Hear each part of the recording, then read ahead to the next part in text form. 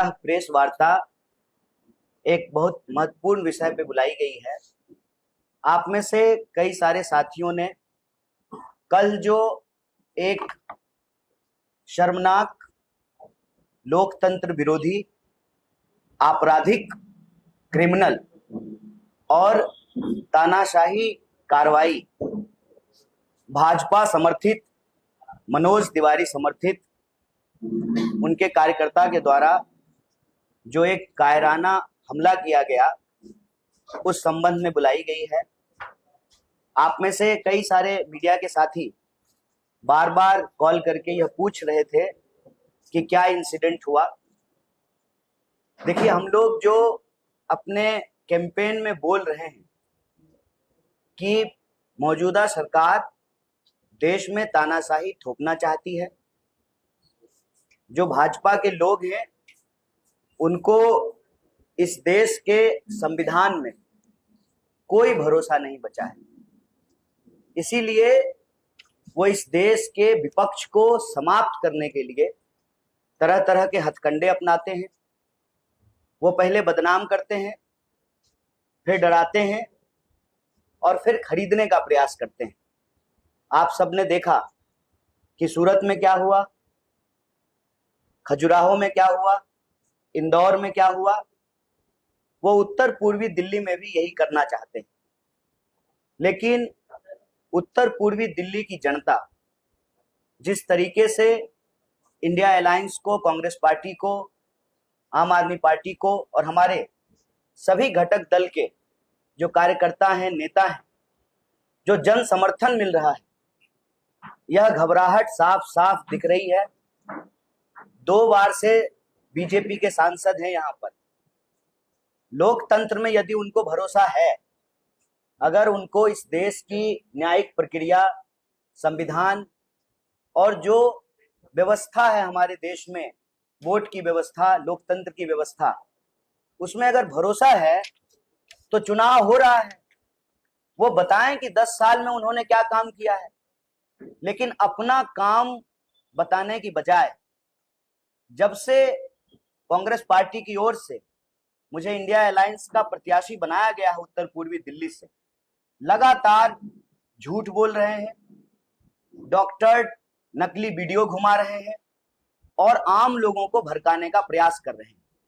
जब आम लोग इनकी बातों में नहीं आए, आम लोगों ने हर गली में इनसे यही पूछा कि सड़कें क्यों नहीं बन रही, जाम की समस्या क्यों नहीं समाप्त हो रही, क्यों यहाँ पर लॉ एंड ऑर्डर का, कानून व्यवस्था का एक गंभीर समस्या है, और 10 साल में आप दिखाई क्यों नहीं दिए, हमारे सुख दुख में क्यों नहीं आए। इन सवाल का जवाब जब देते इनको नहीं बन पा रहा है, तो अब ये बदनाम करने के बाद अब ये डराने की अपनी प्रक्रिया शुरू कर चुके हैं। तो मैं उनको कहना चाहता हूं, हम गांधी जी के सिपाही हैं, हम डॉक्टर बाबा साहेब भीमराव अंबेडकर के संविधान को मानने वाले लोग हैं। हमारे अंदर शहीद आजम भगत सिंह का साहस है। ये कितनी भी कोशिश कर लें, हम रुकेंगे नहीं। हम उत्तर पूर्वी दिल्ली की जनता के सवाल उठाते रहेंगे और हमारा सवाल उठाने का असर देखिए, 10 साल हो गए, 10 साल से सांसद हैं साहब, और 10 साल से प्रधानमंत्री जी, आदरणीय प्रधानमंत्री जी प्रधानमंत्री, एक बार भी उत्तर पूर्वी दिल्ली नहीं आए। ऐसा क्या हुआ है इस बार के चुनाव में कि प्रधानमंत्री जी भी सभा करने के लिए आ रहे हैं आज, और जहां प्रधानमंत्री जी सभा करने के लिए आ रहे हैं, आदरणीय प्रधानमंत्री जी, आप कहते हैं बेटी बचाओ बेटी पढ़ाओ, कल हमारे ऊपर हमला करने के प्रयास में एक जो महिला पार्षद है, छाया शर्मा, जिस वार्ड में प्रधानमंत्री जी आ रहे हैं उसी वार्ड की जो पार्षद है, उस महिला पार्षद पर भी अटैक किया गया, स्याही फेंकी गई। बाकी कंप्लेन उन्होंने पुलिस में कराई है। तो आप कहते हैं बेटी बचाओ बेटी पढ़ाओ, सड़क के किस तरफ आपके समर्थक हमला कर रहे हैं, सड़क के उस तरफ जो है आप आ रहे हैं। हम उम्मीद करते हैं कि प्रधानमंत्री जी इस बारे में एक शब्द बोलेंगे। देश के लोगों ने उनको अपना आशीर्वाद दिया, 2-2 बार प्रधानमंत्री बनाया, लोकतंत्र के द्वारा चुने हुए 140 करोड़ लोगों के प्रधानमंत्री हैं वो, उस पार्षद के भी प्रधानमंत्री हैं जिस पार्षद के ऊपर यह कायराना हमला किया गया है। मुझे उम्मीद है, मैं आशा करता हूं कि प्रधानमंत्री जी मंच से इसकी आलोचना करेंगे, इसकी निंदा करेंगे और अपने दोस्त जय शाह जी को, सॉरी माफ कीजिएगा, अमित शाह जी को, क्या कीजिएगा आजकल बेटा का नाम ही याद रहता है, अमित शाह जी को कहेंगे, गृह मंत्री हैं वो, कि पुलिस जो है इस पर कार्रवाई करेगी और इस इलाके में जो गुंडागर्दी फैलाने की कोशिश की जा रही है, जो आपराधिक माहौल पैदा करने की कोशिश की जा रही है, उस पर कानून जो है न्यायपूर्ण तरीके से कार्रवाई करेगी, निष्पक्ष तरीके से कार्रवाई करेगी।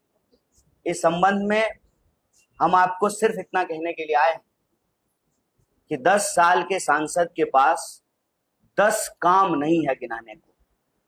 कहते हैं कि 14,000 करोड़ खर्च किए, 14 पत्थर नहीं है शिलान्यास का और उद्घाटन का दिखाने को।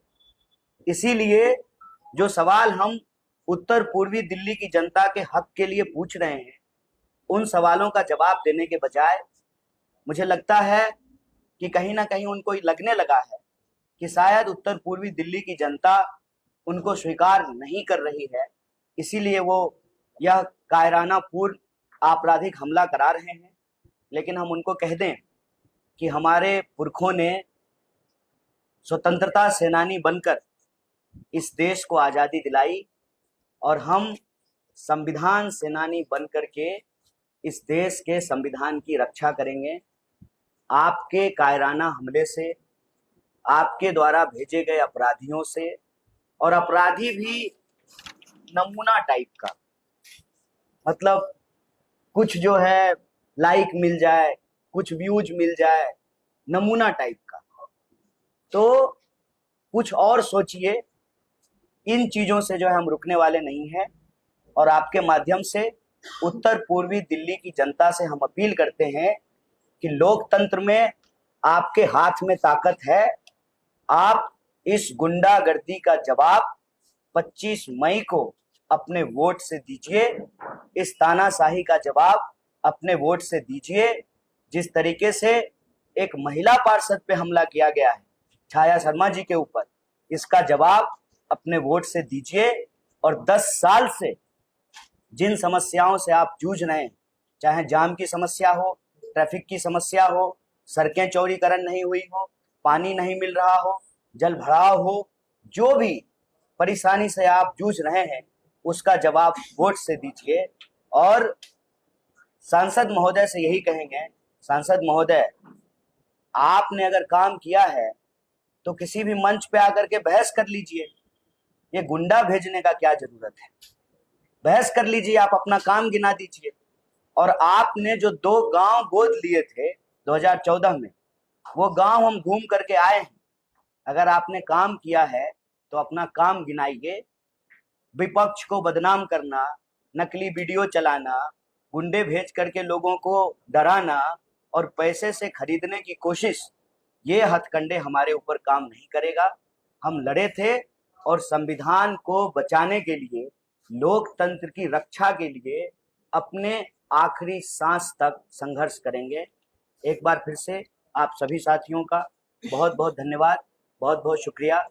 आप में से कोई साथी अगर कोई प्रश्न करना चाहते हैं तो आप प्रश्न करें, बस एक बारी बारी से। छाया शर्मा ने कंप्लेंट कराई है, क्या आपने भी कोई पुलिस कंप्लेंट कराई है जिस तरीके का हमला आप पर किया गया?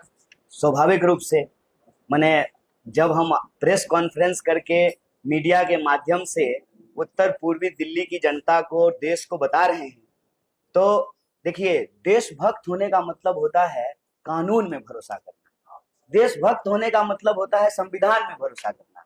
तो कानून कहता है कि आप सबसे पहले इसकी सूचना पुलिस को दीजिए। हमने कंप्लेन कराई है, हमारे इलेक्शन एजेंट ने कंप्लेन कराया है हमारे बिहाफ पर, और हम अभी प्रत्याशी हैं। हमारी सुरक्षा की जिम्मेवारी इलेक्शन कमीशन ऑफ इंडिया की, जो आरओ हैं उनके पास भी हमने एप्लीकेशन दिया है, हमने कंप्लेन कराया है। चुनाव में किस तरह का बदलाव आप करने जा रहे हैं?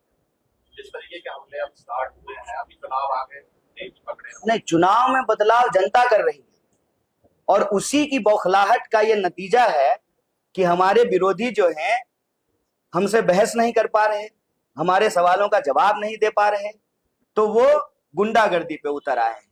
लेकिन गुंडा भी थोड़ा ढंग का भेजना चाहिए, नमूना टाइप का भेजते हैं। मेरा सवाल ये है कि आप हर देश में एक ऐसे बड़े मुद्दों पर मुखर होकर के बात कर रहे हैं।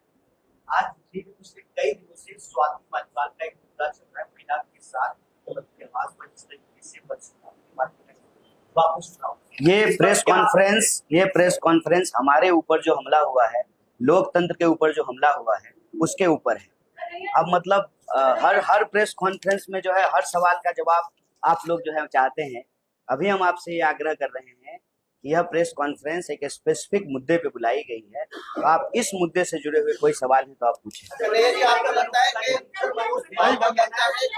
पुलिस आपको सही से नहीं दे पा रही है, क्योंकि जिस तरह आपके रोड शो निकल रहे हैं नहीं, पुलिस नहीं, मैं पुलिस को जिम्मेवार नहीं ठहराता हूँ जी। पुलिस तो, एक मिनट, इनका सवाल का जवाब दे। पुलिस तो हमारे साथ है और हम तो अपने लड़कों से भी कहते हैं कि हमारी सुरक्षा से ज्यादा आप आम लोगों की सुरक्षा का ध्यान दीजिए। देखिए, लोकतंत्र में अगर आप पब्लिक लाइफ में हैं तो आपका पहला दायित्व जो है वो जनता की सुरक्षा है। तो हम पुलिस हमको सुरक्षा दे दे और हम सुरक्षित हो जाएं, हम इसके लिए प्रेस कॉन्फ्रेंस नहीं कर रहे हैं। देश सुरक्षित रहे, लोकतंत्र सुरक्षित रहे, संविधान सुरक्षित रहे, और इस देश में एक चुनावी प्रक्रिया है, इलेक्शन कमीशन ऑफ इंडिया है, उसकी एक जिम्मेवारी है, पारदर्शी तरीके से चुनाव हो। हम उस प्रक्रिया को सुरक्षित करने के लिए प्रेस कॉन्फ्रेंस कर रहे हैं। देखिए, हमको अपनी सुरक्षा की चिंता नहीं है। हमारा जन्म जो है वो बिहार की धरती पे हुआ है, संघर्ष हमारा जीवन है। जाको राखे साइयां मार सके ना कोई, हमको अपनी सुरक्षा की कोई चिंता नहीं है।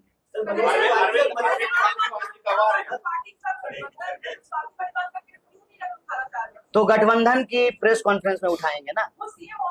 अच्छा, आप दूसरा सवाल पूछ, इससे जुड़ा हुआ कोई सवाल है?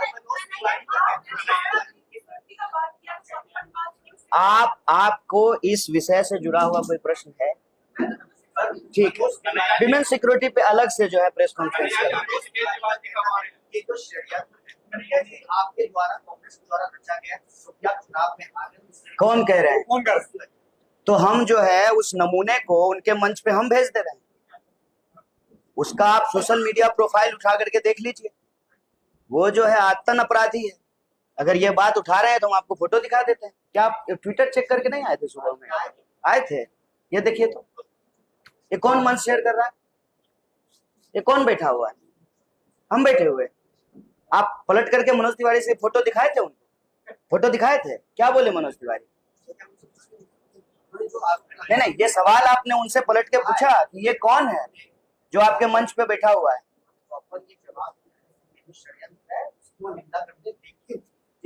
नहीं, निंदा करते हैं, एक मिनट, लेकिन अच्छा, तो ये व्यक्ति उनसे जुड़ा हुआ है, भाजपा का कार्यकर्ता है, उनका समर्थक है, उनके साथ चुनाव कैंपेन कर रहा है।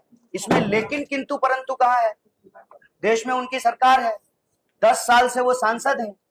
इस क्षेत्र की सुरक्षा व्यवस्था, जो कानून की व्यवस्था है, लॉ एंड ऑर्डर है, उसको देखना उनका काम है। गृह मंत्री तो उन्हीं के पार्टी के हैं ना। तो क्या इस पे जो है जांच कराना वो मेरी जिम्मेवारी है कि उनकी जिम्मेवारी है? सरकार वो चला रहे हैं कि हम चला रहे हैं? हम गृह मंत्री हैं कि वो गृह मंत्री है? ये क्या लेकिन परंतु है? सीधा सवाल है। उनका समर्थक है, उनके पक्ष में वोट मांग रहा है, उनके मंच पे बैठा हुआ है, उनकी रैलियों में जा रहा है। असल बात जानते हैं क्या है? उनकी रैली में जाने वाले जो आम लोग हैं ना, वो भी कह रहे हैं कि इस बार मनोज तिवारी को वोट नहीं देंगे, इसीलिए वो घबरा गए। और मैं आपको ये बता देता हूं, कल से जब ये वीडियो वायरल हुआ है कि उनकी रैलियों में आए हुए लोग कह रहे हैं, आम लोग, कि उनको वोट नहीं देंगे, तभी से ये बौखलाहट बढ़ी है। और मैं आपको बता दूं, प्रेस कॉन्फ्रेंस की शुरुआत में हम आपको कहा कि हमारा कैंडिडेचर अनाउंस हुआ, ये नकली वीडियो व्हाट्सएप पे घुमाना शुरू कर दिए। जब आम लोगों की तरफ से कोई प्रतिक्रिया नहीं आई, इनकी बातों से जब लोग नहीं भड़के, लोग जब भारी जन समर्थन हमको देने लगे, आम लोगों में बढ़ता प्यार देख करके ये घबरा गए। ये जिस गली में घुस रहे हैं उनको घुसने नहीं दे रहा है लोग, जहां जाते हैं वहां लोग खड़े हो जाते हैं, कहते हैं रोड नहीं तो वोट नहीं, नाली नहीं तो वोट नहीं, और इनको गली में कैंपेन नहीं करने देते हैं।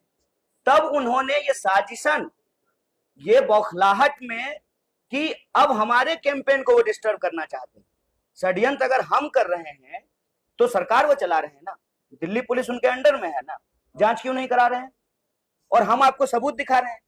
यहाँ मंच पे बैठा हुआ है क्या कोई? यहाँ हमारे मंच पे ये लॉयर है, हमारे इलेक्शन एजेंट है, ये कम्युनिकेशन डिपार्टमेंट में है, ये पूर्व मंत्री हैं, शिक्षा मंत्री थे, और ये लॉयर हैं। कोई है मंच पे बैठा हुआ जो हिस्ट्री सीटर हो, अपराधी हो? इनमें से किसी को आप देखे हैं नमूनागिरी करके जो है वीडियो बनाए वायरल होने के लिए? आप लोग सर, किस आपके ऊपर बार-बार आरोप लगता है जिस तरह कि आपने देश को तोड़ने की बात करते हैं आप, और लगातार नहीं, ये आरोप वही लगाते हैं ना भाजपा वाले। पहले लगाते हैं मनीष कश्यप जो बिहार के अभी नए नेता बने, वो भी आप तो मनोज तिवारी 10 साल से सांसद है ना, तो क्या आलू छील रहे हैं? बेबी बियर पी से फुर्सत हुआ कि नहीं? बेबी को बियर पीने से फुर्सत हुआ है कि नहीं? कहते हैं बेबी बियर पी के नाचे लगली छमक छमक छम। आज जनता जानते हैं उनसे क्या गवा रही है? मनोज तिवारी भागे लगलन नाली देख के छमक छमक छम। जिस गली में जा रहे हैं उस गली में लोग नाली दिखा रहा है उनको, नाली देख के भागे लगलन छमक छमक छम। क्या कर रहे हैं? ओल तोल रहे हैं कि आलू कि जो है गन्ना का जूस निकालते हैं, सरकार चलाते हैं कि मजाक कर रहे हैं? सबूत अगर है आपके पास, नकली वीडियो के अलावे अगर आपके पास सबूत है, 18 महीने से आपने मनीष सिसोदिया जी को जेल में बंद करके रखा है, 2 मुख्यमंत्री को आपने जेल में डाल दिया, और हम कोई आज की घटना ये बोल रहे हैं? 8 साल हो गए, 8 साल। जैसे उनका गोद लिया हुआ गांव गोदी से नीचे नहीं उतर पा रहा है, नकली वीडियो से ही आगे नहीं बढ़ पा रहे हैं। नया नेता पुराना नेता से मतलब नहीं है, मतलब है कानून व्यवस्था से, मतलब है संविधान से, मतलब है इस देश में चुनाव होता है, मतलब है चुनाव आयोग से, मतलब है चुनाव की प्रक्रिया से, मतलब है पारदर्शिता से। हम प्रश्न उठा रहे हैं कि अगर उनको हमसे कोई सवाल पूछना है तो हमने उनको आमंत्रित किया कि इसी तरह से आप सब लोगों को बुला लेते हैं और प्रेस के सामने हम दोनों डिबेट कर लेते हैं। अब हार तो जनता दिखाएगी, वो हम नहीं दिखाएंगे, जनता दिखाएगी, 24 लाख लोग। और हार नहीं दिख रही है तो एक बात बताइए, हम तो नहीं हमला करवा रहे हैं उनके काफिले पर। हम तो अपने सभी कार्यकर्ताओं से अपील करते हैं आपके माध्यम से, देश भर से लोगों ने चिंता व्यक्त की, मैं सब लोगों से हाथ जोड़ करके निवेदन करता हूं, देखिए इनका आखिरी हथियार है, ये इनका आखिरी हथियार है, तो ये हमारी चुनावी प्रक्रिया को बाधित करेंगे, आम लोगों को गुमराह करेंगे, ताकि चुनाव में जो मुद्दे हम उठा रहे हैं उन मुद्दों से लोगों का ध्यान भटका दिया जाए। आपको बिल्कुल नहीं भटकना है, शांतिपूर्ण तरीके से, अहिंसात्मक तरीके से, गांधी के मानने वाले, देखिए गांधी जी ने इस देश के लिए जान दिया, इंदिरा गांधी जी ने इस देश के लिए जान दिया, राजीव गांधी जी ने इस देश के लिए जान दिया, हम कांग्रेस के सदस्य हैं, कांग्रेस के उम्मीदवार हैं, हम देश के लिए जान दे देंगे, लेकिन इनकी किसी भी हिंसात्मक कार्रवाई का हाथ जोड़ करके शांतिपूर्ण तरीके से बिल्कुल गुमराह नहीं होंगे, क्योंकि इनका आखिरी हथकंडा यही है कि ये इस क्षेत्र के लोगों का ध्यान भटकाएं। ध्यान नहीं भटकने देना है। सभी कार्यकर्ताओं और सभी समर्थकों से अपील है कि आपको मेरी चिंता हो रही है, बहुत अच्छी बात है, लेकिन आप चिंता मत कीजिए, मैं ठीक हूं, हमारे पास धन दौलत नहीं है। मनोज तिवारी जी सबसे अमीर सांसद प्रत्याशी हैं, मैं सबसे गरीब सांसद प्रत्याशी हूँ, लेकिन हमारे अंदर हौसला है, कायरता नहीं है, इसलिए आप घबराएं नहीं, शांतिपूर्ण तरीके से अपने चुनावी कैंपेन को आगे बढ़ाएं।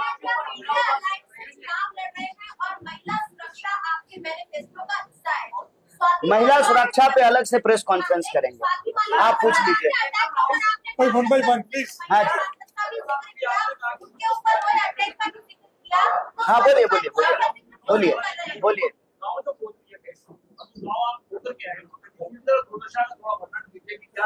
मनोज तिवारी जी ने गांव गोद लिए चौहान पट्टी और सभापुर वार्ड के पास। और बुराड़ी में उन्होंने गांव गोद लिया कादीपुर। उस गांव की हालत यह है कि कादीपुर गांव में डीडीए एनओसी नहीं देने के चलते, डीडीए के द्वारा एनओसी जो नहीं दिया जा रहा है, नहीं छोड़ दीजिए ना, इसकी जरूरत नहीं, वो खोज लेंगे, वो स्मार्ट आदमी है, ट्विटर चलाते हैं, वो तो ऐसा ही पूछ लिए पूछने के लिए, कोई बात नहीं है, कुछ पूछना था, उनको मालूम है सब चीज। तो वहां पे जो है डीडीए जब एनओसी नहीं दे रही है, लोगों के घर बन करके तैयार हैं और जो है उनको बिजली नहीं मिलती और हर जगह भयंकर जो है जल भराव की समस्या है। नल में पानी नहीं आता है, लोग फोन करते रहते हैं, टैंकर नहीं आता है, लेकिन नाली से पानी बहते रहता है। यह जो उत्तर पूर्वी दिल्ली में रहने वाले लोग हैं, जो सवाल हम उनका उठा रहे हैं आपके सामने, ये उत्तर पूर्वी दिल्ली के लोगों ने ही मुझे बताया। यहाँ पर जब हमने व्हाट्सएप नंबर जारी किया, हर क्षेत्र की समस्याएं मंगाई, तो लोगों ने हमको बताया और हमको तो ये मालूम नहीं था कि उन्होंने कोई गांव गोद भी लिया है, वो भी 2014 में, 10 साल हो गए, ये भी मुझे लोगों ने बताया है। तो ये जो समस्या उस गांव की है या उस वार्ड की है, कमोबेश ये पूरे उत्तर पूर्वी दिल्ली की समस्या है। हर जगह आपको जाम से जूझना पड़ेगा, हर जगह जो है रोड सड़कों के चौड़ीकरण का सवाल है, हर जगह जो है कानून व्यवस्था से जुड़ा हुआ मुद्दा है, हर जगह जो है जलभराव की स्थिति है, हर जगह जो है आपको पानी की कमी देखने को मिलेगी। तो ये मुद्दे हर जगह देखने को मिलते हैं। इतना बड़ा हमला हुआ आपके ऊपर, तो केजरीवाल जी से या राहुल गांधी जी से कोई बातचीत हुई क्या? उनको इस प्रेस कॉन्फ्रेंस में आना चाहिए था? नहीं, हमला हुआ है, जो है एक जो है आपराधिक घटना हुई है, तो पुलिस से बात करेंगे ना पहले, पुलिस को कंप्लेंट।